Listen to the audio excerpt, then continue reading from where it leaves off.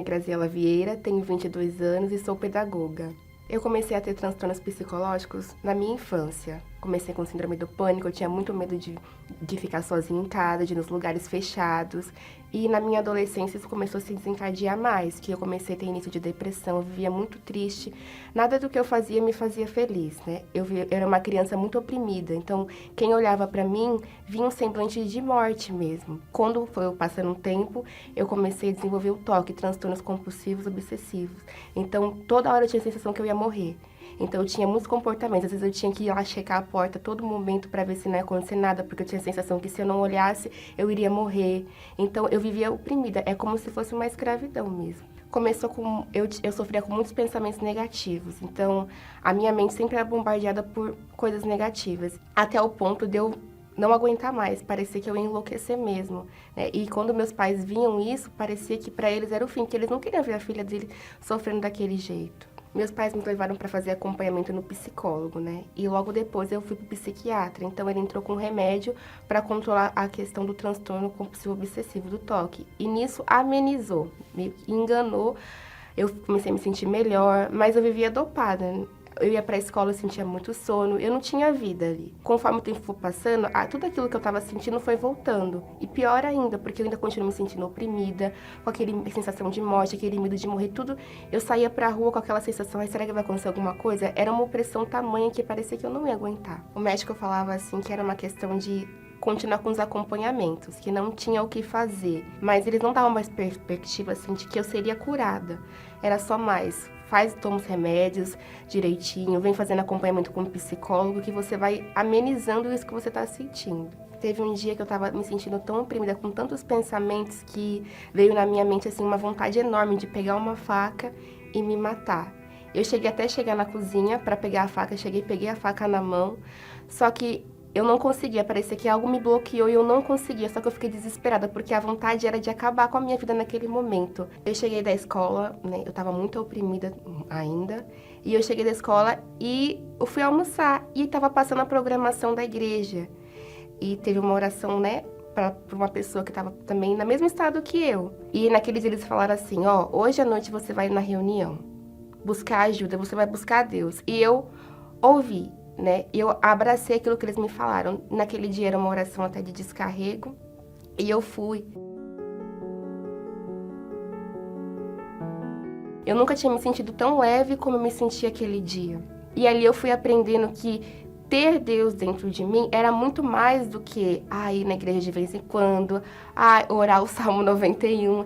Era ter um relacionamento real com Deus, de fazer Ele participante, levar minhas fraquezas para Deus. Às vezes eu não conseguia, parecia que eu não ia conseguir me libertar, vencer. E eu falava, Deus, eu tô com dificuldade nisso, me ajuda, porque eu não sei se eu vou conseguir. Eu me sinto incapaz de ter o Senhor dentro de mim, de conseguir vencer. Eu não vejo futuro para mim, então eu levava tudo para Deus, as minhas frustrações, as minhas dúvidas, os meus medos. Então eu comecei a lutar, conforme as direções que eu aprendia nas reuniões, eu praticava em casa. Então vinha um pensamento negativo, eu orava, eu falava com Deus, eu usava a minha fé.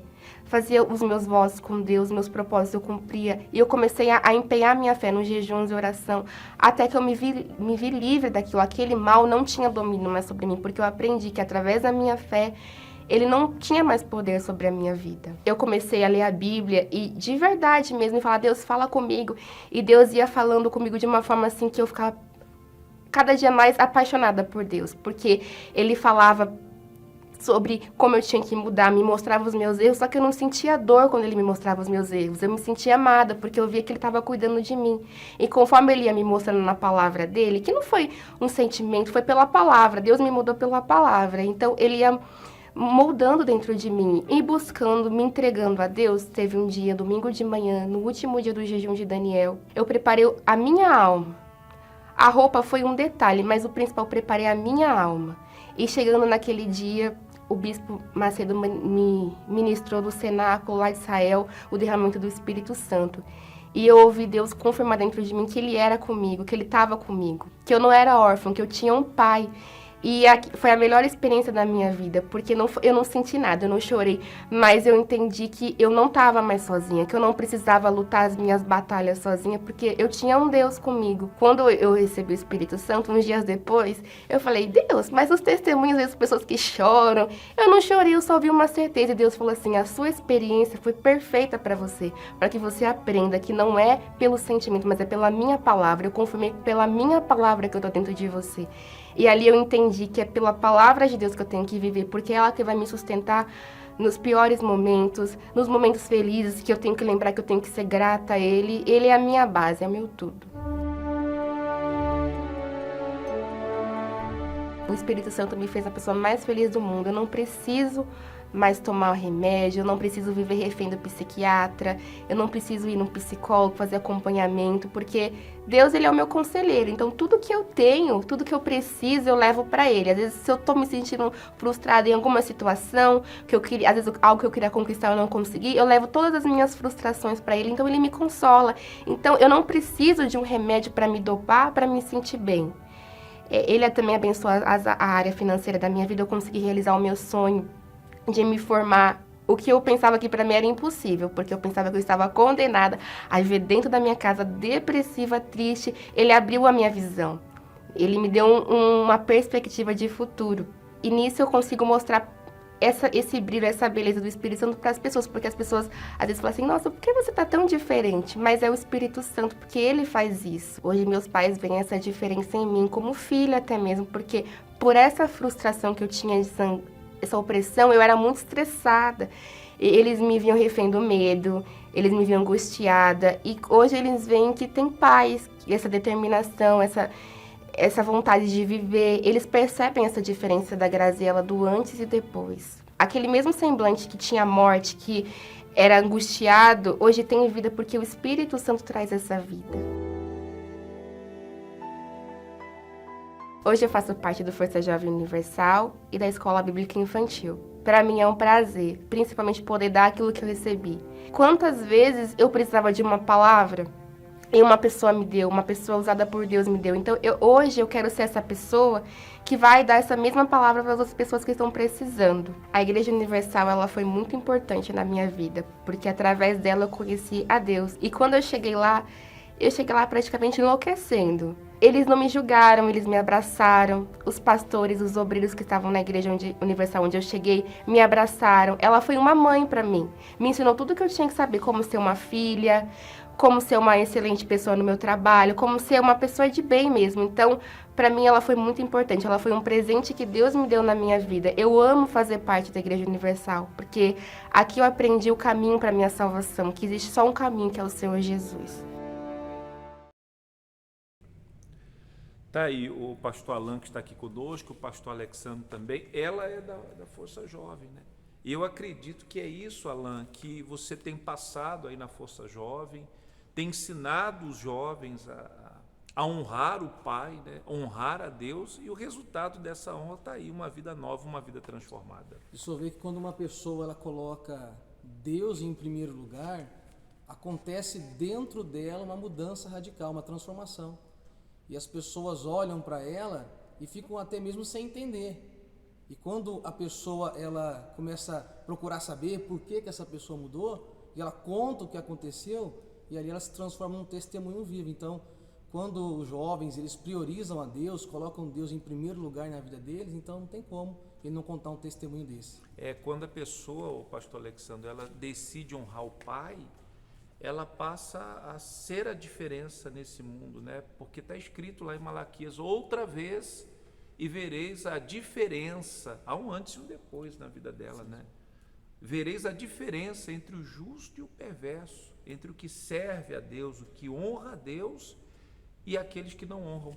E esta é a proposta para o mês de novembro, né? Levantar pessoas que sejam essa diferença. No mundo onde as pessoas são muito iguais, as pessoas mentem, enganam, desrespeitam, e principalmente com essa polarização aí da política, hoje qualquer postagem que você coloca nas redes sociais, parece que a gente está ofendendo as pessoas, e as pessoas se acham no direito de nos ofender também.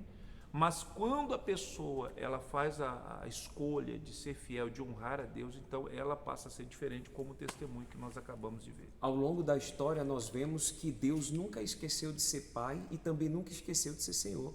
As pessoas que esqueceram de ser filhos e servos de Deus, e isso tem refletido na vida deles. E nos dias de hoje também, as pessoas que têm vivido longe de Deus, quando elas aprenderam a colocar Deus em primeiro lugar, a honrar a Deus como Pai, como Senhor, isso tem refletido na vida delas. Deus ele tem feito a diferença, independentemente do quadro que a sociedade tem vivido politicamente, social. Deus ele mostra a diferença na vida daqueles que creem. Isso aconteceu no meio do povo de Israel no Egito, e Deus lá em Malaquias falou: outra vez vereis, porque o povo já tinha visto essa diferença lá atrás, e hoje é o tempo também de Deus mostrar essa diferença na vida daqueles que creem. A hora é agora. Neste mês de novembro, nós vamos chegar a Deus nesse domingo agora, domingo da honra, domingo que os filhos, você se considera filho? Então é o dia que nós vamos nos apresentar diante do nosso Pai e vamos honrá-lo. Nós vamos fazer a oração aqui agora, o pastor Alan vai fazer a oração por todos os jovens, por todos os fiéis, por todos que acompanham a nossa transmissão de hoje. Nós vamos dar as mãos aqui no altar, vamos falar com Deus. Ó Espírito Santo, em nome do Senhor Jesus, meu Deus, nós agora clamamos aqui direto do altar por todas essas pessoas, todos os jovens, obreiros, evangelistas, todos os membros, todos os filhos que têm, meu Deus, priorizado, Senhor, que têm colocado o Senhor como o primeiro, através da fidelidade, através da vida, através da entrega. Pedimos, meu Deus, que a Tua palavra, ela venha se cumprir na vida desse que crê. E ele crê de uma maneira, meu Deus, que apresenta ao Senhor tudo que tem, uma entrega total. Então, meu Deus, seja visto na vida dessa pessoa, seja visto, meu Deus, na vida desse jovem, seja visto na vida desse obreiro, que as tuas promessas se cumpram, meu Deus, de maneira que todos saibam que o Senhor está vivo. Abençoa, meu Deus, esta pessoa, para que a vida dessa pessoa seja um testemunho vivo. Nós depositamos no Senhor a nossa esperança. Então, nesse mês da honra, esta pessoa, meu Pai, que tem te honrado, então que ela também seja honrada por ti, abençoada por ti, em nome do Senhor Jesus. É o que nós determinamos, meu Pai, que o Senhor se lembre de todas as pessoas cujos nomes estão aqui no altar, no livro da honra, pessoas que escolheram te honrar, e que essas pessoas sejam honradas pelo Senhor. Mais uma oração aqui do altar, nós ligamos a vitória de todo o teu povo, meu Pai. Seja ligada a sua vitória, aí na sua casa, no seu trabalho, aonde quer que você participe desta oração, seja a sua vida, a sua família abençoada. Em nome de Jesus. Amém. Graças a Deus. Unimos aqui a nossa fé para abençoar você, agora é você fazer a sua parte.